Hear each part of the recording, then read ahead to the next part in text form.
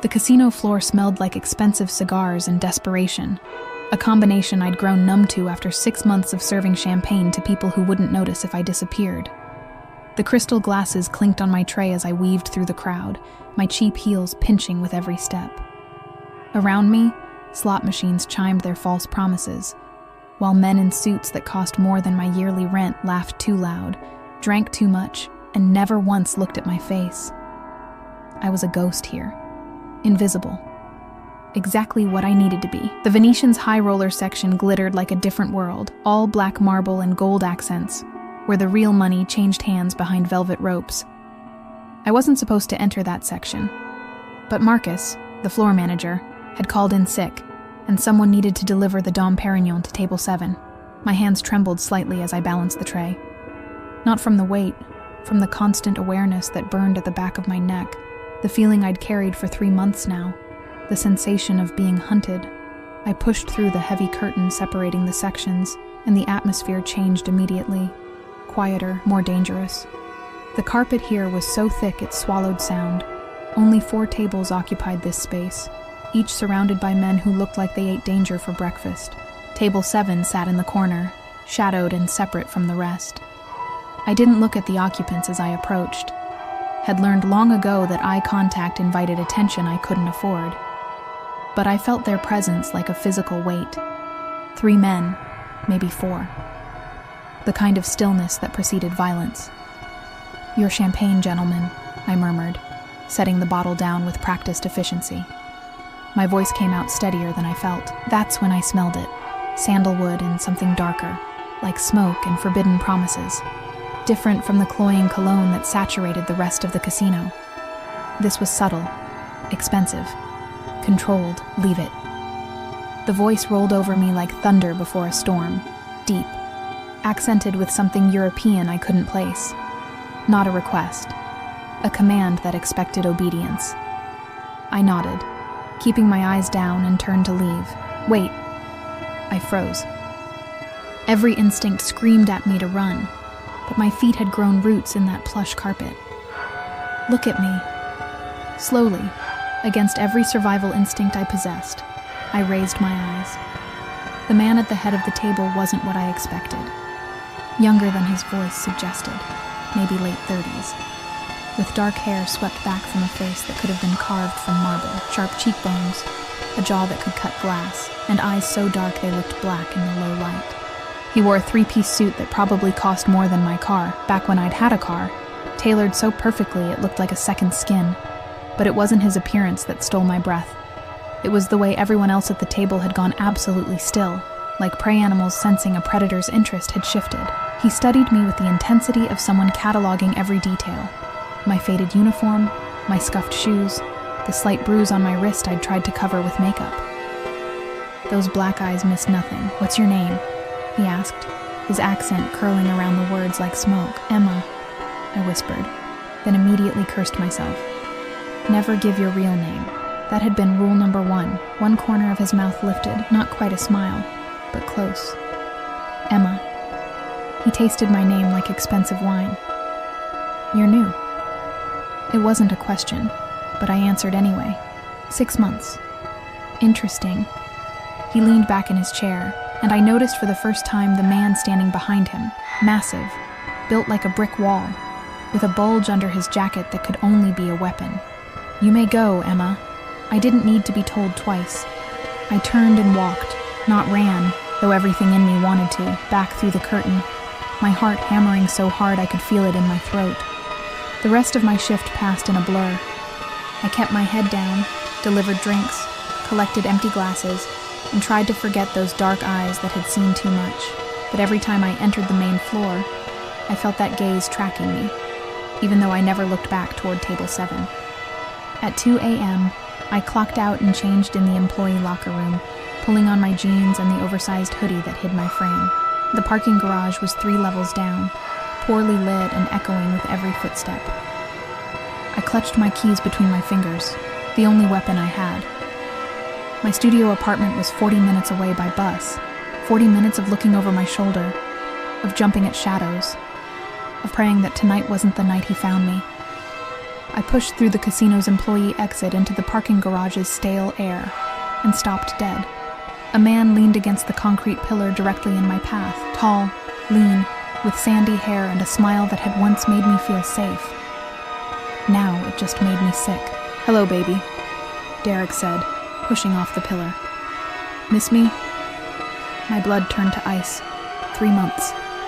3 months since I'd run, since I'd changed my name, my hair, everything. 3 months of looking over my shoulder. And he'd found me. "Derek?" My voice came out steady, which surprised me. "You need to leave."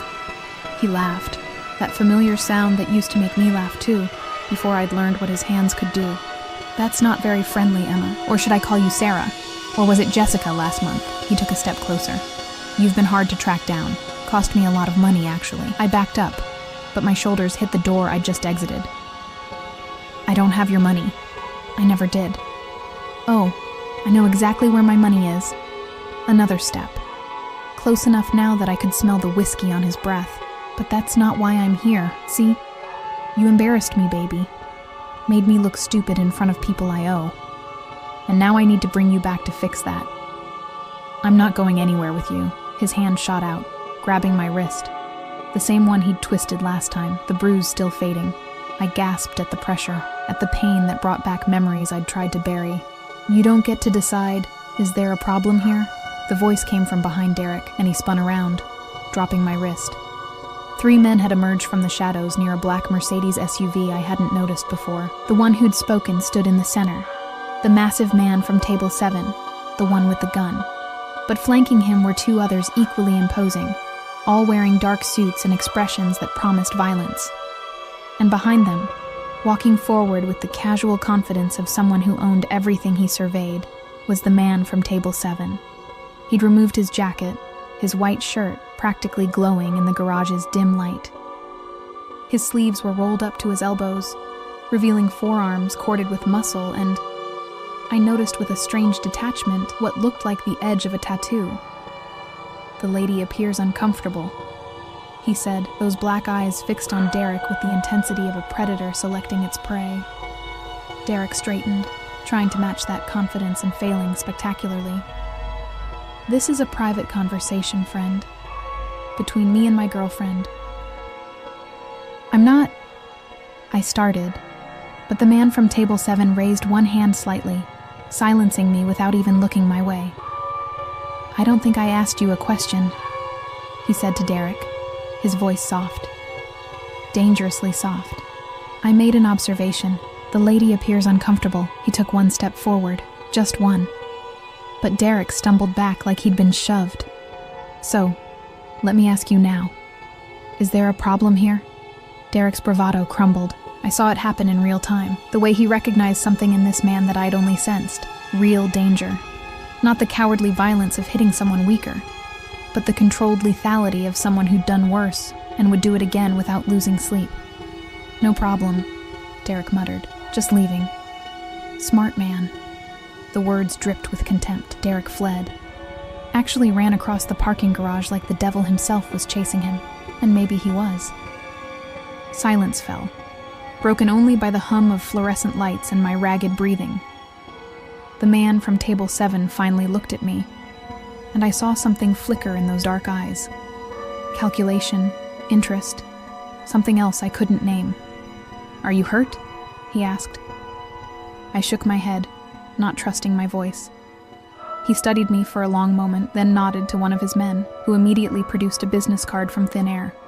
"My name is Dominic Salvatore," he said, closing the distance between us with 2 measured steps, close enough that I could smell that sandalwood again, could see the flecks of gold in his otherwise black eyes. "If that man bothers you again, you call this number. Understood?" I took the card with trembling fingers, heavy stock, embossed lettering. Just a name and a phone number, no title, no business listed. "Thank you," I whispered. Something dangerous flashed across his face. Satisfaction. Possession. I couldn't tell. "Go home, Emma. My driver will follow to make sure you arrive safely." "That's not..." It wasn't a suggestion. And just like that, he turned and walked back to the Mercedes, his men falling into formation around him like a well-oiled machine. The SUV's engine purred to life, and I realized there was a second vehicle behind it, a sleek black sedan that hadn't been there before. Or had it? Had I been so focused on Derek that I'd missed an entire car? The sedan's back door opened, and a driver stepped out, another large man in a dark suit, gesturing toward the open door. My phone buzzed in my pocket, a text from an unknown number. "Get in the car, Emma. I won't ask twice." I looked up at the Mercedes, its tinted windows revealing nothing. Against every instinct of self-preservation I'd honed over 3 months of running, I walked to the sedan and climbed inside. The door closed behind me with the solid thunk of expensive engineering, and the car began to move, the Mercedes following behind like a dark shadow.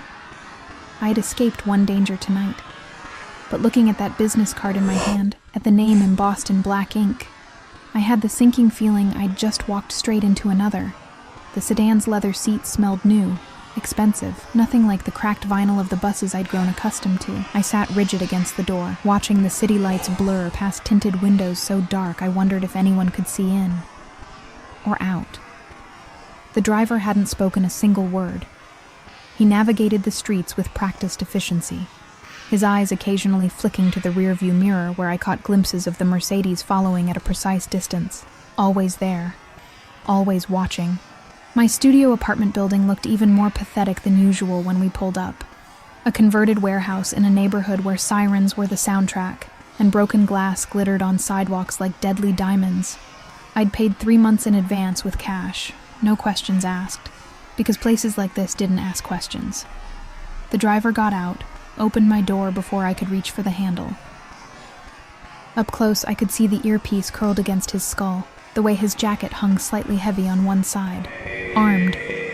Of course he was armed. "Thank you," I murmured, stepping onto the curb.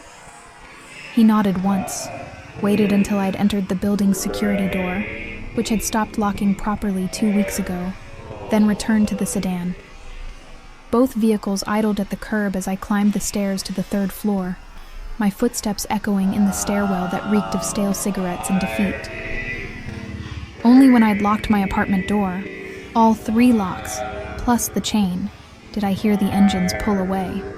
I leaned against the door, my heart still racing, and looked down at the business card clutched in my sweaty palm. Dominic Salvatore. The name meant nothing to me, but the weight of it felt significant. Like a stone dropped into still water, ripples spreading outward into consequences I couldn't yet see. I should throw it away, should forget this entire night happened. Instead, I tucked it into my wallet, behind my fake ID and the emergency credit card I'd sworn never to use. Sleep didn't come easy. Every sound in the hallway made me jump. Footsteps, doors slamming, the couple next door screaming at each other in Spanish. But worse than the noise was the silence between, filled with memories of Derek's hand on my wrist, his voice saying he'd found me, that I couldn't hide, and darker still, the memory of Dominic Salvatore's eyes when he'd looked at me, not the way men usually looked at women, with lust or dismissal or both. This had been different, calculating, like I was a puzzle he intended to solve, whether I wanted to be solved or not. When my alarm shrieked at noon, I worked nights, slept days. I felt like I'd been hit by a truck. My reflection in the bathroom mirror confirmed it. Purple shadows under bloodshot eyes, my blonde hair, dyed from its natural brown 3 months ago, sticking up in matted chunks. I just stepped out of the shower when my phone rang. Unknown number. My hand hovered over the decline button. Nothing good came from unknown numbers, but something made me answer. "Hello? Ms. Emma." Not a question. That accented voice from last night, smooth as aged whiskey, and twice as dangerous. "I trust you arrived home safely." My heart kicked against my ribs. "Mr. Salvatore, yes, thank you for that, and for last night." "Dominic," he corrected. Mr. Salvatore was my father. A pause, weighted with meaning I didn't understand. "I'm calling to inform you that your ex-boyfriend will not be a problem anymore." The way he said it made my blood run cold. "What did you do?" "Nothing permanent." I could hear the smile in his voice. "I simply had a conversation with him about the inadvisability of bothering you further. He was very receptive to my suggestions." I sat down hard on my bed, the towel clutched around me. "You didn't have to do that." No, he agreed. I didn't. Are you working tonight? The subject changed through me. Yes, same shift. Good, I'll see you there. Wait, I don't... The line went dead. I stared at my phone, a dozen emotions warring in my chest. Relief that Derek might actually leave me alone, fear of what Dominic had done to ensure it. And underneath both, a flutter of something that felt dangerously like anticipation. The casino felt different that night. Or maybe I felt different. I couldn't stop my eyes from drifting toward the high roller section. Couldn't stop wondering if he was there, watching. Earth to Emma. Marcus snapped his fingers in front of my face. He'd recovered from his mysterious illness, looking smug and well-rested. Table 12 needs a refill. You planning to stand there all night? I grabbed the champagne bottle, forcing myself to focus. This job was all I had. I couldn't afford to lose it because some dangerous man had decided I was interesting. But at 11 p.m., when I pushed through the velvet curtain with a tray of drinks for table 7, my breath caught. Dominic sat in the same chair as last night. But tonight he was alone, no bodyguards visible, though I knew they had to be close. He wasn't playing cards, wasn't doing anything except sitting there, one hand wrapped around a glass of amber liquid, his dark eyes locked on the entrance. Locked on me. Your champagne, sir, I managed, setting the bucket down with hands that only shook slightly. I didn't order champagne, Emma. He said my name like a caress. I ordered you. My head snapped up. Excuse me? Sit. He gestured to the empty chair across from him. I'm working. Not anymore. I've purchased your time for the evening. He must have seen the panic on my face because he added, to talk. Nothing more. Unless you want more. The last 3 words hung in the air between us. Electric and dangerous. I could lose my job, I whispered. I own 40% of this casino. You won't lose your job. He leaned forward, and I caught that sandalwood scent again. Sit down, Emma, please. The please surprised me. Men like him, men with power rolling off them like heat, didn't say please. I sat, perching on the edge of the chair, ready to bolt. Up close, I could see details I'd missed last night. The thin scar cutting through his left eyebrow. The way his jaw tensed and released, like he was grinding his teeth. The tattoo that crept up from his collar. Something dark and intricate that disappeared beneath his shirt. Why? I asked. Why what? Why help me last night? Why this? I gestured between us. You don't know me. His smile was slow, predatory. I know more than you think. Emma Clark, formerly Sarah Mitchell, formerly Jessica Reeves. 26 years old, no family. Dropped out of college 3 years ago. Been running for 3 months from Derek Patterson. Small-time criminal with debts to people who don't forgive debts. Horror washed over me in a cold wave. How do you... I make it my business to know things, especially about people who interest me. He took a sip of his drink, never breaking eye contact. And you, Emma, interest me very much. I should have been terrified. Should have run. But underneath the fear was a strange, sick thrill. Someone saw me. Really saw me. Not the ghost serving drinks, not the punching bag Derek had made me. But me. What do you want? My voice came out steadier than I felt. Honestly? He set down his glass, leaned back in his chair with the confidence of a king on a throne. I'm not entirely sure yet, but I know that watching some piece of trash put his hands on you made me want to do things that would have required my lawyers to work overtime. His eyes darkened. I don't like that feeling. I prefer control. And you think I'm what? A distraction? Perhaps. He tilted his head, studying me like I was a painting in a museum. Or perhaps you're something more interesting. Tell me, Emma, what were you running from? Really running from? The question hit too close to truths I'd buried. Derek. I told you. Derek Patterson is a coward who hits women and owes money to the Volkov organization. You could have handled him with a restraining order and a decent lawyer. He leaned forward again, and I fought the urge to lean back. But you didn't. You ran, changed your name, your hair, your entire life. That suggests you're running from something much bigger than an abusive boyfriend. My throat tightened. I don't know what you're talking about. Yes, you do. His voice dropped lower, intimate and inescapable, and eventually, you'll tell me. But not tonight. He stood in one fluid motion, buttoning his jacket. Tonight I'm going to have my driver take you home again. And tomorrow you're going to quit this job. What? No, you need safety, security, things I can provide. He pulled out his wallet, extracted a black credit card, and set it on the table between us. There's no limit. Buy yourself a new apartment in a better neighborhood. New clothes, whatever you need. I stared at the card like it was a snake. I'm not a prostitute. His laugh was genuine, surprised. No, you're not. You're something much rarer, someone who's honest in a city built on lies. He pushed the card toward me. This isn't payment for services, Emma. This is an investment. In what? In keeping you close. He said it simply, like it was the most obvious thing in the world.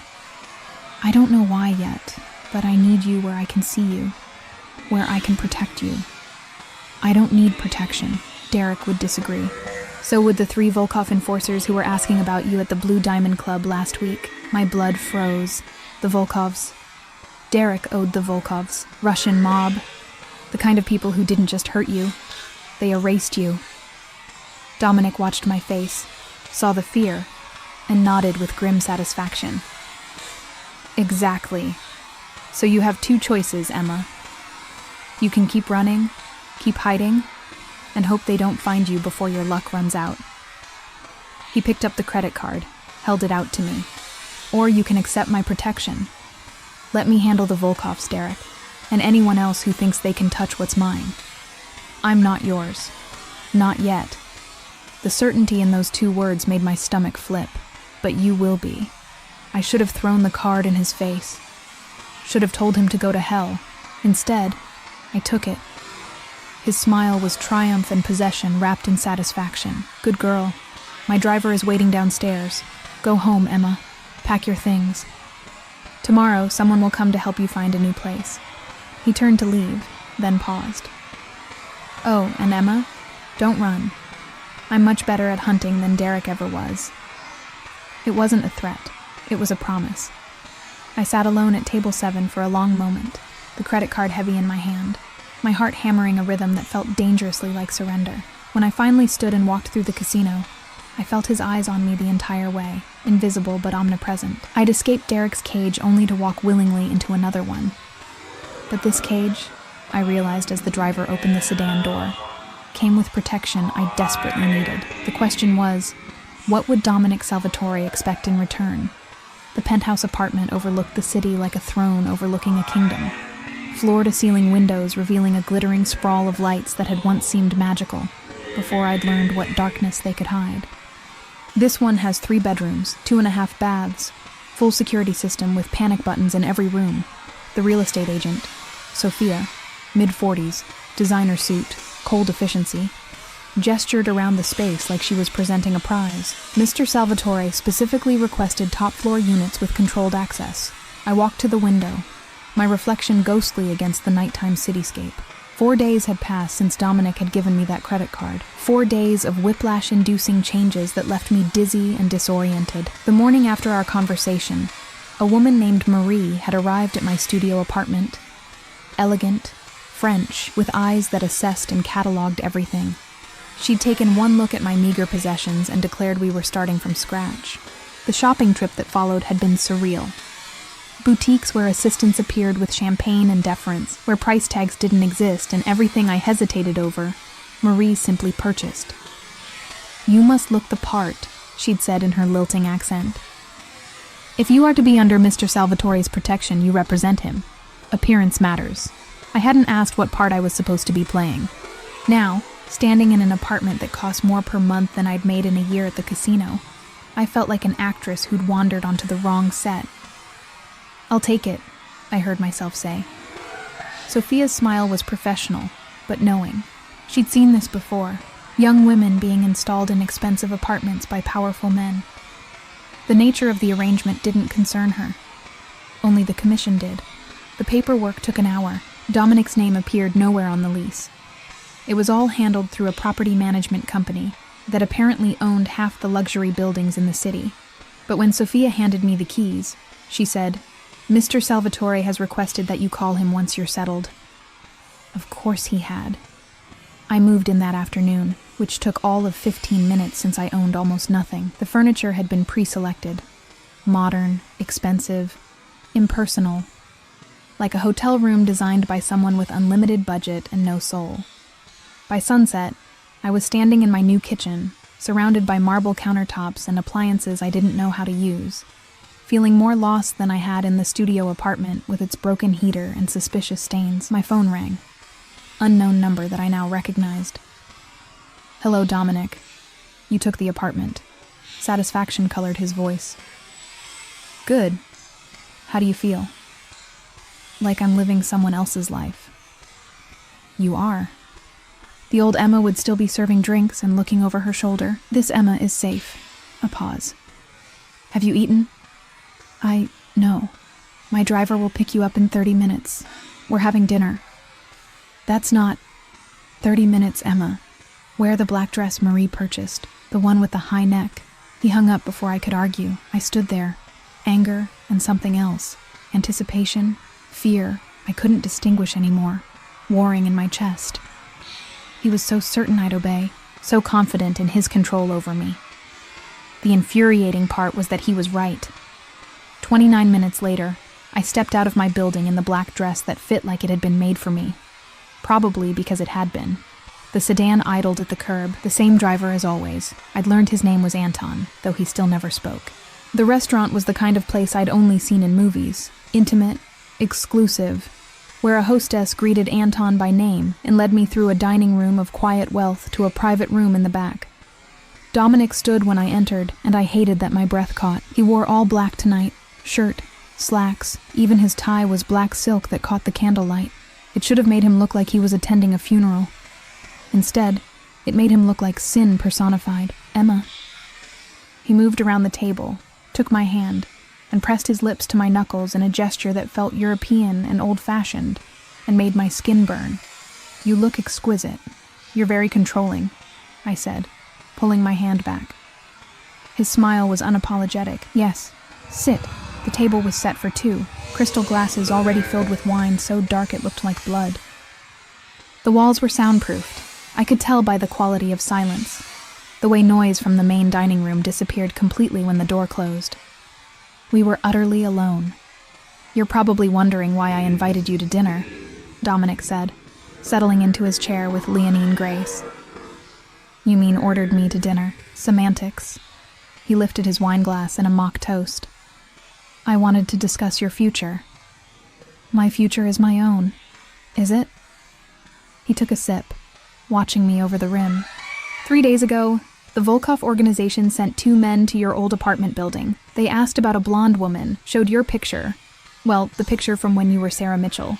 Brown hair, different style, but recognizably you.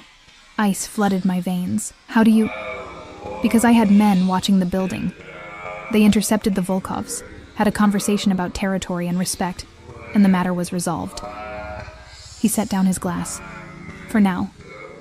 "What does that mean?" "It means the Volkovs have agreed to stop looking for you as a personal favor to me. But favors have prices, Emma, and eventually, they'll want to know why you matter to me." I gripped the edge of the table. "I never asked for this." "No. You asked for help in a parking garage when your ex-boyfriend found you. I provided that help.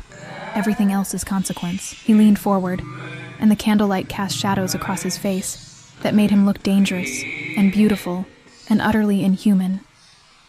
"Tell me what Derek did to you. He hurt me. You saw the bruises. Before that, tell me why you really ran." The waiters arrived with the first course, giving me a temporary reprieve. But Dominic's eyes never left my face, patient and relentless as the tide. When we were alone again, I found myself talking. Maybe it was the wine. Maybe it was exhaustion from carrying secrets alone. Maybe it was the way he listened, like every word mattered, like I mattered. Derek worked for the Volkovs. Small jobs, nothing major. Deliveries, collections, things like that. I pushed food around my plate, not tasting it. 6 months ago, he came home with a bag. Told me not to touch it, that it was for a job. But he was high, sloppy. Left it open on the table. What was in it? Money. More than I'd ever seen. Hundreds of thousands, maybe more. I met Dominic's eyes. and a ledger. Names, numbers, what looked like routes and schedules.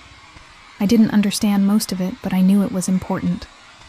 His expression didn't change, but something shifted in the air between us. What did you do? Nothing at first, but Derek got worse. The drugs, the violence. One night he beat me so badly I ended up in the ER. My voice dropped. The doctor asked if I wanted to file a report. I said no. But when I got home, the apartment was torn apart. The bag was gone, and Derek was screaming that I'd stolen from him, that the Volkovs would kill us both. Had you? No, but he didn't believe me. Neither would they. I swallowed hard. So I ran. Changed my name, my appearance, everything. Hoped they'd forget about me. They didn't forget. Dominic's voice was soft, dangerous. The Volkovs don't forget $500,000 in cash and a ledger containing distribution routes for their entire East Coast operation. My stomach dropped. $500,000? At least. And Emma? He reached across the table, caught my hand before I could pull away. His grip was warm, firm, inescapable. Someone did steal it. The money and the ledger both vanished the night of your hospital visit. The Volkovs think it was you. Derek told them it was you, probably to save his own skin. But I didn't. I believe you. The certainty in his voice steadied something inside me, which means someone else took it. Someone who knew where Derek kept it, who had access to your apartment. Derek's cousin, I whispered, the pieces clicking together. Marcus. He had a key. He was always around. Marcus Patterson. Works at the Venetian Casino as floor manager. Dominic's smile was sharp as a blade. Interesting. My heart stopped.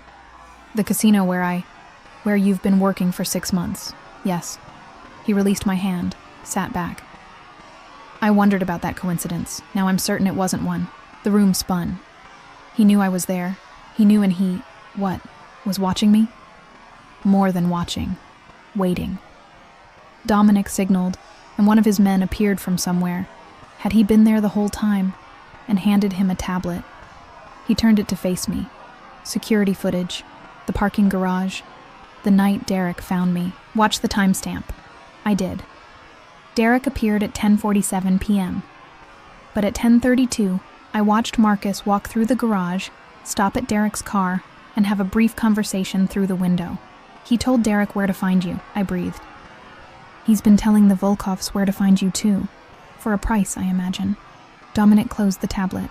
He stole the money and the ledger, framed you, and has been selling information about your location to the very people hunting you. Quite the entrepreneur. Rage replaced fear, hot and cleansing. That bastard. He's been working with me, smiling at me while setting you up to take the fall for his crime. Dominic stood, moved around the table until he was beside me. The Volkovs would have killed you, Emma. Slowly, painfully. As an example. I looked up at him, this dangerous man who'd inserted himself into my life, and asked the question that had been burning in my mind for days. Why do you care? Why help me at all? He reached out, tucked a strand of hair behind my ear with surprising gentleness, because when I saw you in that casino, invisible to everyone else, I recognized something. A fighter buried under fear, strength wrapped in vulnerability. His thumb traced my jawline, and because when that piece of trash put his hands on you, I wanted to kill him. That feeling, that possessive rage, I haven't felt anything like it in years. That's not a reason. That's obsession. Yes. He didn't deny it. But I'm a man who's built an empire on obsession. When I want something, I take it. When I want to protect something, nothing stops me. His hand cupped my face. I want to protect you, Emma. I want to destroy everyone who's hurt you.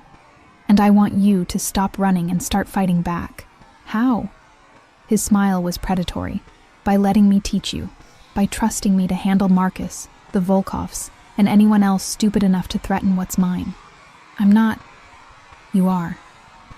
He said it with such conviction that arguing felt pointless. You became mine the moment I decided you were. The only question is whether you'll accept it. I should have been terrified, should have recognized the red flags, the possessiveness, the control. But I'd spent 3 months running, 3 months being hunted, and I was so tired of being afraid. What happens to Marcus? I asked. Dominic's smile widened. What do you want to happen to him? The question hung in the air, weighted with implications I understood perfectly. He was offering me revenge, justice, violence. I want him to confess. I want the Volkovs to know the truth. Done. He pulled out his phone, sent a text. My men will pick him up tonight. By morning, he'll have told the Volkovs everything. The stolen money, the ledger, all of it. And then the Volkovs will handle him in their own way, which will not be pleasant. He pocketed his phone. But you'll be cleared. Free. Free. The word tasted like possibility and danger all at once. There's a price, I said, for all of this. Your protection, the apartment, clearing my name. What do you want from me? Dominic pulled me to my feet, his hands on my waist, his body close enough that I could feel his heat. I want you to stop hiding, stop running. I want you in my world, by my side, where I can see you. As what? Your mistress? As mine. He cut me off. However that evolves. I don't have all the answers, Emma. I just know that letting you walk away isn't an option I'm willing to consider. His honesty was more terrifying than any lie. This wasn't seduction or manipulation. It was truth, raw and unvarnished. And if I say no, you won't. His confidence should have been arrogant. Instead, it felt like certainty born from seeing something I couldn't, because you're as curious about this as I am. About us. About what happens when someone finally fights for you instead of against you. He was right. God help me. He was right. I looked up into those dark eyes and made a choice that felt like jumping off a cliff. Okay? One word. One surrender. His kiss was nothing like I'd imagined. Not brutal or demanding, but slow, thorough, claiming. His hands slid into my hair, angling my head as he tasted me with the same focused intensity he brought to everything else. When he finally pulled back, we were both breathing hard. Mine, he whispered against my lips, and I didn't argue. The next 3 weeks blurred together like a dream I couldn't quite wake from, or didn't want to. Marcus disappeared the night of our dinner.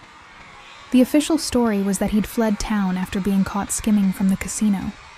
The unofficial story, whispered in the break rooms and back rooms where real information flowed, was that the Volkovs had him, that they'd made him confess to everything, before making him disappear in a way that ensured he'd never be found. I should have felt guilty, should have lost sleep over the role I'd played in his fate.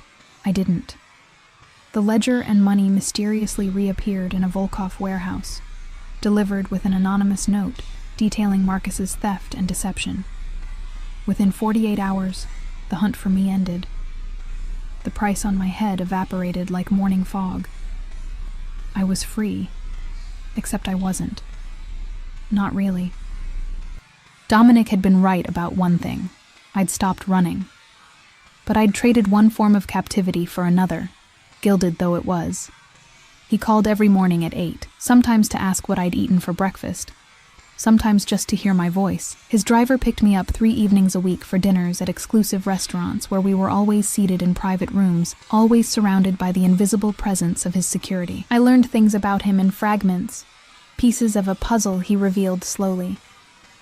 He'd been born in Sicily, moved to the States at 15 after his father's murder, built his empire from nothing through a combination of legitimate businesses, real estate, nightclubs, construction, and ventures he never named, but that I understood lived in legal gray areas at best. "I'm not a good man, Emma," he'd said one night over wine so expensive it probably cost more than my old car. "I've done things that would horrify you. Hurt people who deserved it and some who probably didn't. But I have a code. Family is sacred. Loyalty is rewarded. Betrayal is punished. And which am I?" I'd asked. His smile had been slow, possessive. "Your family. Whether you've accepted it yet or not." The way he looked at me, like I was something precious and dangerous all at once, should have sent me running. Instead, it made me lean closer. I was falling for a man who probably had blood on his hands, who controlled me with the same casual confidence he controlled everything else in his world, who'd inserted himself into every corner of my life until I couldn't remember what freedom had felt like. And the terrifying part was that I didn't want to remember. The morning everything changed started ordinarily enough. I woke in my penthouse, our penthouse, though Dominic maintained his own residence, a brownstone in the historic district he'd never invited me to, and found a dress box on my doorstep. Inside was a gown that looked like liquid sapphire, with a note in Dominic's sharp handwriting. "Tonight, be ready at 7. My phone rang before I could process. "Did you get it?" His voice was warm, intimate, like he was lying beside me instead of wherever he actually was. "The dress?" "Yes, it's beautiful." "What's the occasion?" "A gala. Charity fundraiser for the Children's Hospital. Very tedious, very necessary for maintaining appearances." A pause. "I want you there, with me, publicly." My heart stuttered. 3 weeks of private dinners, of existing in the shadows of his world. Now he wanted me in the light, Dominic. People will talk. They'll assume. Let them assume. Steel underlay the warmth. "I'm tired of hiding you, Emma. I want everyone to see you on my arm. I want them to know you're under my protection." "You mean you want to mark your territory?" "Yes." No apology. No shame. Is that a problem? It should have been. But the possessiveness that would have terrified me with Derek felt different with Dominic. He was possessive, yes. But he was also protective, attentive. He'd ended threats to my safety, given me security I'd never known, and asked for nothing except my presence. Well, almost nothing. We hadn't slept together, despite the heat that simmered between us. Despite kisses that left me breathless and wanting, Dominic had maintained an almost old-fashioned restraint. "I won't push you," he'd said after one particularly intense encounter that had left us both panting. "When you're ready, you'll tell me. Until then, I can wait." The control he exhibited over his desire should have been reassuring. Instead, it made me want him more. "No," I heard myself say. "It's not a problem. I'll be ready at 7. His satisfaction resonated through the phone. "Good. Marie will come at 4 to help you prepare." Of course she would.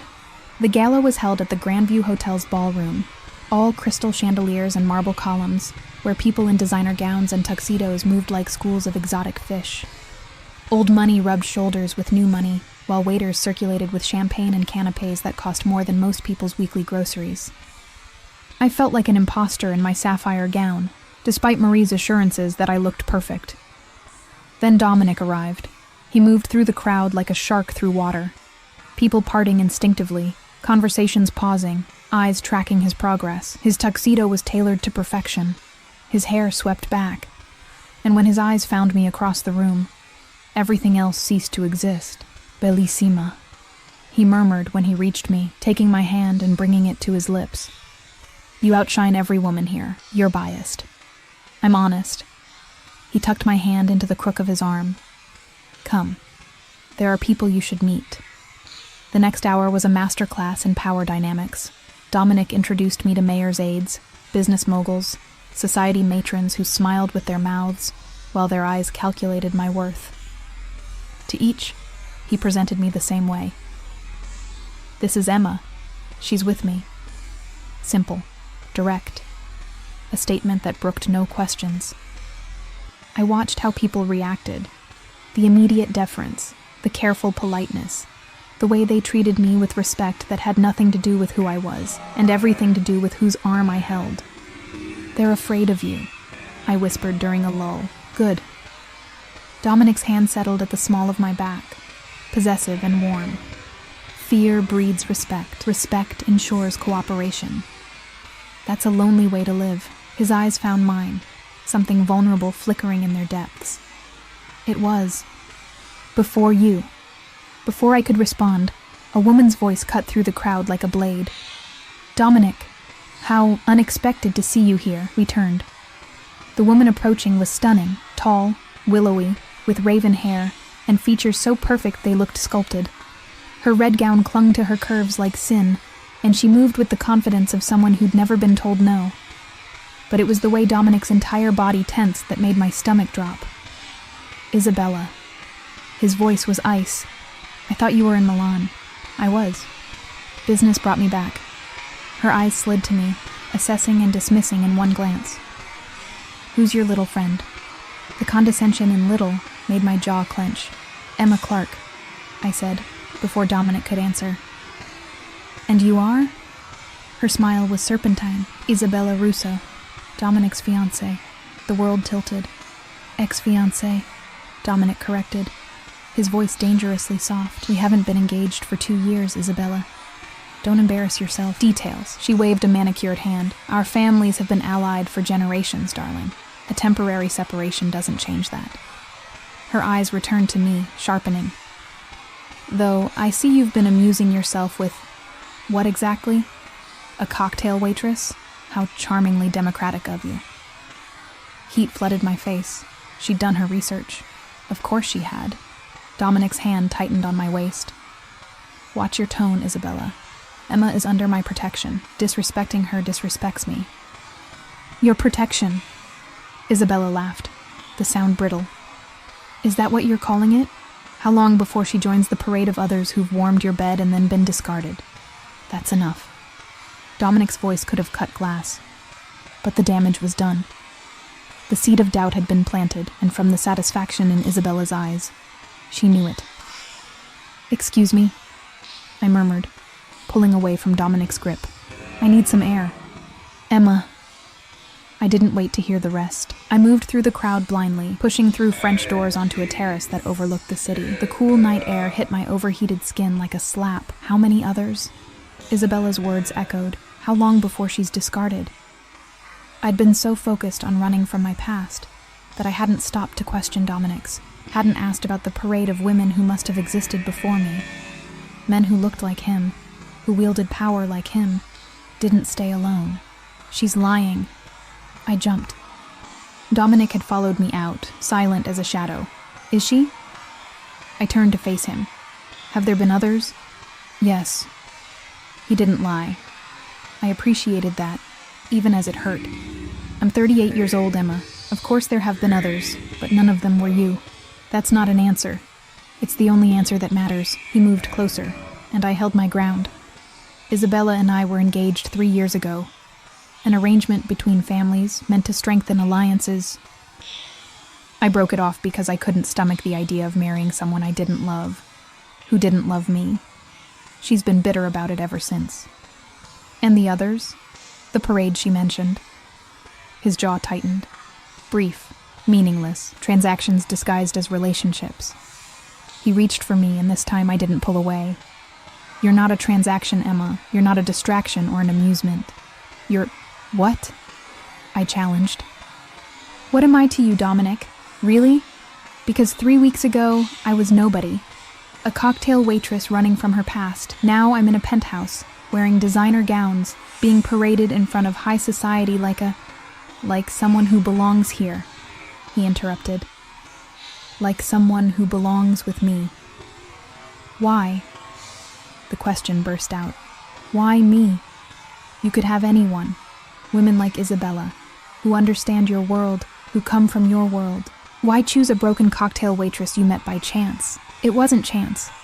His hands cupped my face, forcing me to meet his eyes. I saw you 3 months before that night in the parking garage. You were serving drinks in the main casino and someone spilled champagne on you. The customer was drunk, aggressive, but you handled it with grace. Smiled even though I could see it was killing you inside. And I thought, there's someone who's been beaten down but refuses to stay down. My breath caught. 3 months? I had you moved to the high roller section. Made sure you worked the nights I visited. Watched you. A ghost of a smile. I know it sounds obsessive. It is obsessive. But from that first moment I knew I wanted you. Wanted to know you. Wanted to take every burden off your shoulders and make them mine to carry. That's insane. Yes. He said it simply, truthfully. I'm obsessed with you, Emma. Possessive. Probably unhealthily so, but I'm honest about it. I won't lie and say what I feel is reasonable or normal. It's not. It's consuming. His honesty stripped away my defenses. How could I argue with someone who admitted his obsession so openly? Isabella is right about one thing, I whispered. I don't belong in your world. Then I'll change my world. He said it with such conviction that I almost believed him. I don't care about society's approval or my family's expectations. I care about you. Only you. Dominic, tell me you don't feel it too. His forehead pressed against mine. Tell me these 3 weeks have meant nothing. That you don't think about me every morning when I call, every night when my driver brings you home. Tell me you don't want this as much as I do. I couldn't, because it would be a lie. I'm terrified, I admitted, of you, of this, of how much I want something that feels too good to be real. It's real. His lips brushed mine, featherlight. I'm real. This is real. And I'm not going anywhere. The kiss that followed was different from the others. Deeper, more desperate, full of promises and possession. When we finally broke apart, we were both shaking. Take me home, I whispered. His eyes darkened with understanding. Emma, not to talk, not to be careful. I met his gaze steadily. Take me home, Dominic. I'm done running. From my past, from this, from you. For a moment, he just looked at me. Then he pulled out his phone, sent a text, and took my hand. Anton is bringing the car around. We didn't speak during the drive to our penthouse. Didn't need to. The air between us crackled with electricity, with 3 weeks of restrained desire finally given permission to ignite. In the elevator, he pinned me against the wall, kissing me with a hunger that made my knees weak. By the time we reached my floor, my lipstick was smudged and his control was hanging by a thread. The apartment door closed behind us, and then there was nothing but him. His hands, his mouth, his body against mine. We shed clothes like armor, leaving a trail from the entryway to the bedroom. When he laid me on the bed, his eyes roamed over me with such reverence that I felt beautiful for the first time in my life. Mine, he whispered, and I didn't argue. Yours, I agreed, and then there were no more words, only sensation, connection, two broken people finding wholeness in each other. Later, wrapped in sheets in each other, I traced the tattoo on his chest, a phoenix rising from flames. Rebirth, he murmured sleepily. After my father died, after I came here, a reminder that we can rise from our ashes. I pressed a kiss to the intricate design. We're both rising then. His arms tightened around me, together. For the first time in 3 months, maybe longer, I felt safe. Truly safe. I should have known it wouldn't last. I woke to sunlight streaming through floor-to-ceiling windows and the unfamiliar weight of an arm draped across my waist. For a moment, disoriented, I forgot where I was. Then, memory crashed back. Last night, Dominic, everything. And heat flooded my face. I turned carefully, not wanting to wake him, and found myself staring at a sleeping face that looked younger in repose. The hard edges softened, the constant vigilance gone. He looked almost peaceful. My phone buzzed on the nightstand. I reached for it slowly, saw Marie's name. Good morning. Mr. Salvatore requested I inform you that he's cleared your schedule for the week. Enjoy your time together. M. I stared at the text. Cleared my schedule. As if I had one. As if my entire life wasn't currently wrapped around the man sleeping beside me. Stop thinking so loud. Dominic's voice was rough with sleep, his eyes still closed. I can hear your anxiety from here. I don't have anxiety. You've been awake for 3 minutes and already checked your phone twice. One dark eye cracked open, pinning me. What's wrong? Nothing's wrong. I'm just processing. Regretting? The question came out carefully, like he was bracing for impact. No. The truth surprised me. I don't regret last night, but Dominic, we need to talk about... My phone rang. Unknown number, but with a local area code. Dominic's entire demeanor changed, the sleepiness vanishing, replaced by sharp alertness. Don't answer it. But something made me reach for it anyway. Hello? Heavy breathing. Then a voice I'd hoped never to hear again. Emma? Or should I say Sarah? Or Jessica? Derek's laugh was unhinged. You thought you were so clever, didn't you? Hiding behind your Mafia boyfriend? But guess what, baby? I know where you are, and I'm coming for you. ice flooded my veins. Derek, you ruined my life, got Marcus killed, cost me everything. And now you're playing house with Dominic fucking Salvatore? His voice rose to a shriek. You're mine, Emma. Mine. And if I can't have you, nobody can. The line went dead. I sat frozen, the phone still pressed to my ear, Derek's words echoing in my head. Dominic was already moving, out of bed, pulling on pants, his phone to his ear. Anton, Derek Patterson, find him, now. He listened, his face darkening. What do you mean he left the city? Who authorized? A pause. I don't care what the Volkovs said. He just threatened Emma. I want him found within the hour or heads will roll. He ended the call, turned to me. Get dressed. We're leaving. Dominic, what? Now, Emma. Command laced every word. Derek escaped Volkov custody 3 days ago. They didn't tell me because they assumed he'd run and never come back. Clearly, they were wrong. Fear crystallized into anger. 3 days? He's been free for 3 days and nobody thought to mention it? They will answer for that oversight. The promise in his voice was deadly, but right now, my priority is your safety. Pack a bag. Essentials only. We're going somewhere secure. 20 minutes later, we were in Dominic's personal vehicle.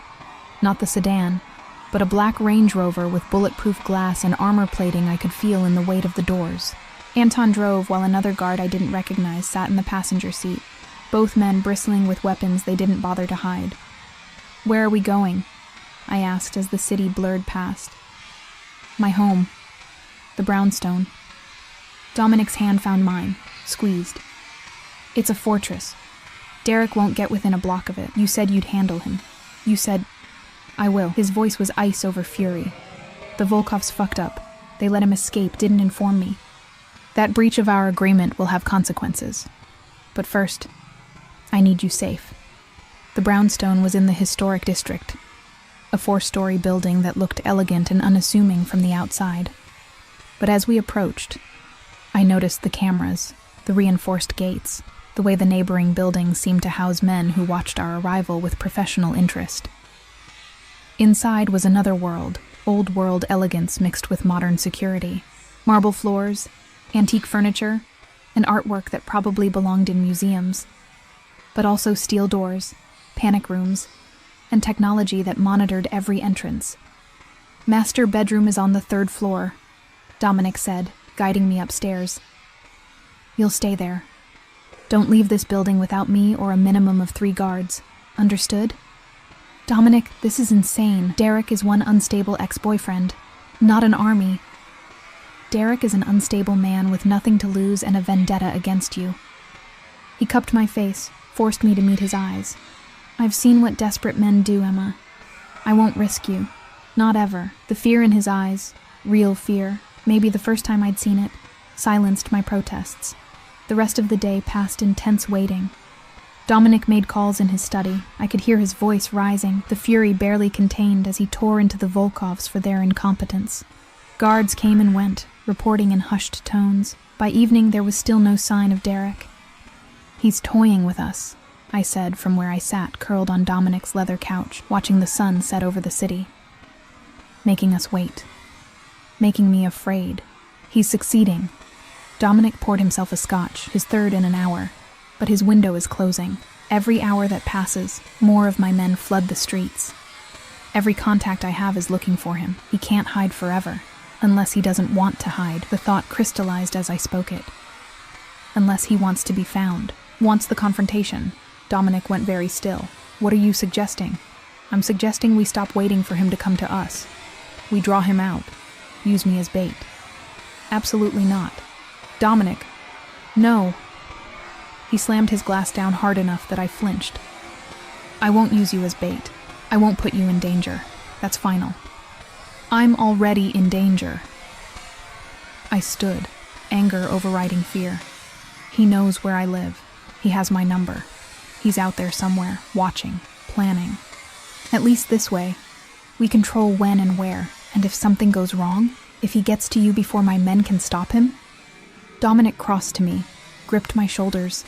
I won't lose you. The raw emotion in his voice made my chest tight. You won't. But we can't live like this. I can't live like this. Hiding. Waiting. Constantly afraid. I didn't escape Derek just to let him control my life from the shadows. We stared at each other, wills clashing. Finally, Dominic exhaled sharply. If we do this, and I mean if, it's on my terms, my location, my men surrounding you at all times. And at the first sign of danger, you run. You don't try to be brave. You don't try to fight. You run and let my men handle it. Agreed. He studied my face, searching for doubt. Finding none, he pulled out his phone. Anton, set up a meeting. Tomorrow night, the warehouse on 5th, and get me 20 men. No, 30. I want that entire block locked down. The next 24 hours crawled by. Dominic briefed his men, planned exit routes, went over contingencies until my head spun. By the time sunset approached the following day, I was wound so tight I thought I might snap. Marie had brought clothes, a simple dress, flats I could run in if needed, no jewelry, nothing that could be grabbed or used against me. You don't have to do this, Dominic said for the 100th time as we drove toward the warehouse district. Yes, I do. The warehouse was exactly what I'd expected. Abandoned, industrial, surrounded by empty buildings that provided perfect sightlines for Dominic's men. I could see them positioned on rooftops, in doorways, everywhere. An army, just for me. We waited in the center of the main floor, surrounded by concrete and shadows. Dominic stayed close, his hand on the small of my back, radiating barely controlled tension. My phone rang at exactly 9 p.m. I'm here, Derek said. Alone, like you asked. Now come outside. Just you. No. Dominic took the phone from my hand. She stays with me. You want to talk? Come inside. We'll guarantee your safety long enough to hear what you have to say. You think I'm stupid enough to walk into your trap? I think you're desperate enough. Dominic's voice was cold, and I think you know this is your only chance to say whatever you came to say before my men put you in the ground. Silence. Then, 5 minutes. Just her and me. Then I'll leave, and you'll never hear from me again. 3 minutes. She stays in sight at all times. My men don't lower their weapons. Fine, the line went dead. Dominic looked at me, and I saw the war raging behind his eyes. The desire to protect me warring with the need to end this. Remember, 3 minutes, then you walk away, no matter what he says. I nodded, my mouth too dry for words. The warehouse door creaked open. Derek stepped inside, and I barely recognized him. Gaunt, filthy, with wild eyes and a desperation that rolled off him in waves. In his hand, he carried something small. My breath caught. A gun. Instantly, red laser sights dotted his chest. 30 weapons trained on him from 30 different angles. Drop it, Dominic commanded. Not until I've said what I came to say. Derek's hand shook, but the gun stayed up. Not pointed at me. Not yet. But the threat was clear. You ruined everything, Emma. Everything I had. Everything I was building. And for what? To play house with this piece of shit? You ruined your own life, I said, surprised by how steady my voice was. You stole from the Volkovs. You beat me. You made me afraid to exist. This is consequences. Consequences. He laughed, the sound unhinged. You want to talk about consequences? Marcus is dead because of you. The Volkovs are hunting me because of you. My whole world burned down because you couldn't keep your mouth shut. I loved you. The scream echoed through the warehouse. I gave you everything, and you threw it away for him, for money. You gave me bruises, I interrupted. You gave me nightmares. You gave me reasons to run. That's not love, Derek. That's possession. And I'm done being possessed by you. Something shifted in his expression. Rage giving way to something colder, more resigned. Then I guess we're both done. The gun moved. Not toward me, toward Dominic. Everything happened at once. Dominic shoved me behind him. Gunfire erupted. Not from Derek, but from the shadows. From Dominic's men. Derek's body jerked once, twice, 3 times as bullets found their marks. He fell. The warehouse went silent except for the ringing in my ears. Dominic turned, grabbed me, checked me over with frantic hands.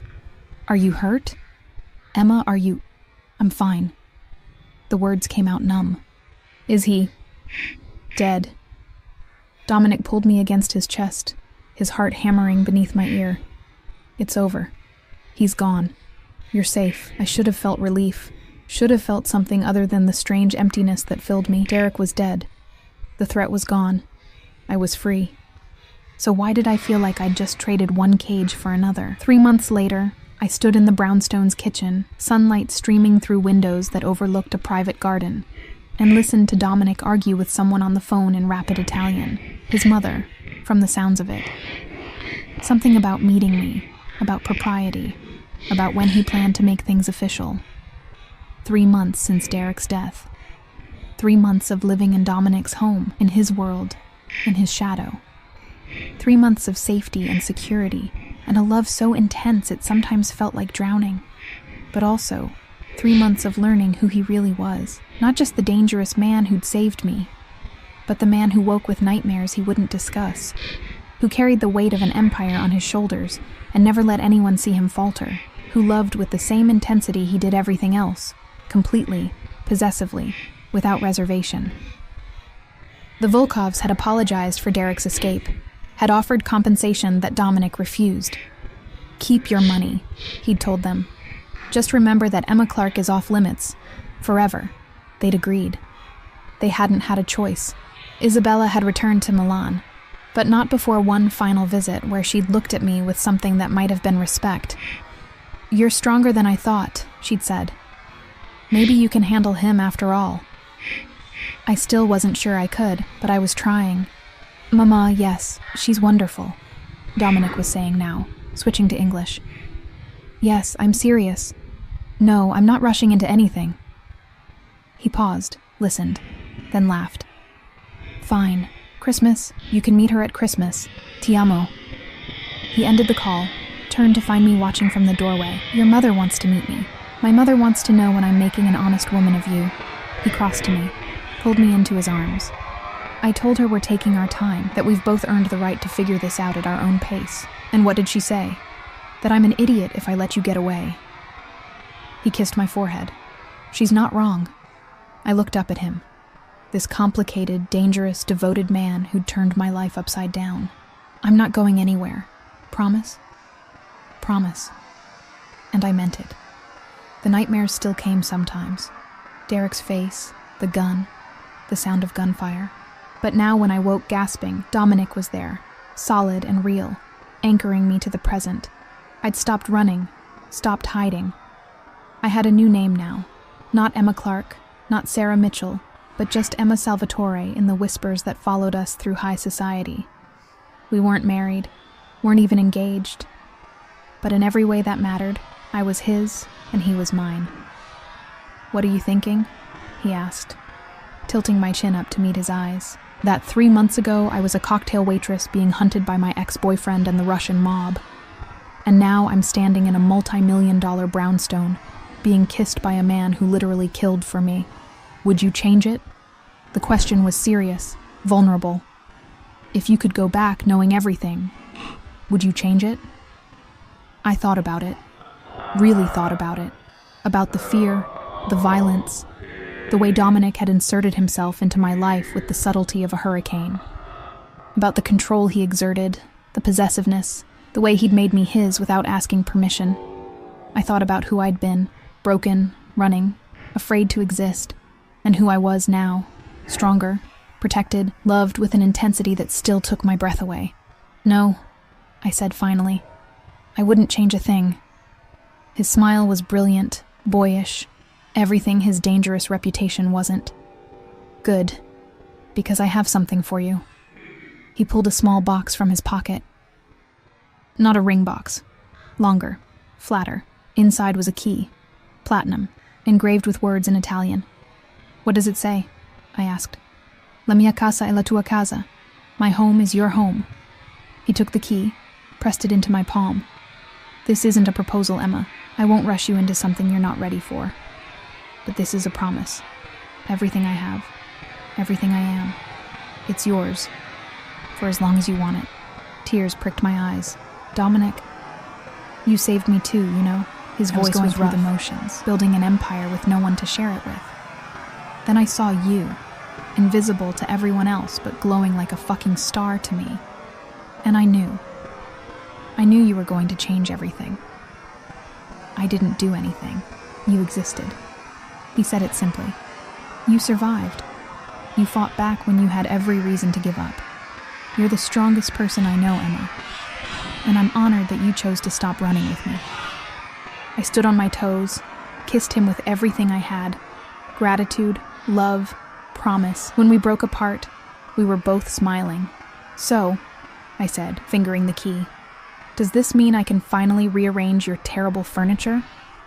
His laugh echoed through the kitchen, warm and alive. You can burn it all if you want, as long as you stay. Deal. We stood there in the sunlight, two broken people who'd found wholeness in each other. And I realized something. Freedom wasn't about running. It wasn't about hiding or changing your name or staying invisible. Freedom was choosing who you gave yourself to, who you trusted with your scars and your secrets and your heart. I'd chosen Dominic, and terrifying, complicated, possessive as he was, he'd chosen me right back. That was enough. That was everything. Outside, the city sprawled, full of danger and possibility and shadows that no longer held power over me. Because I wasn't running anymore, I was home.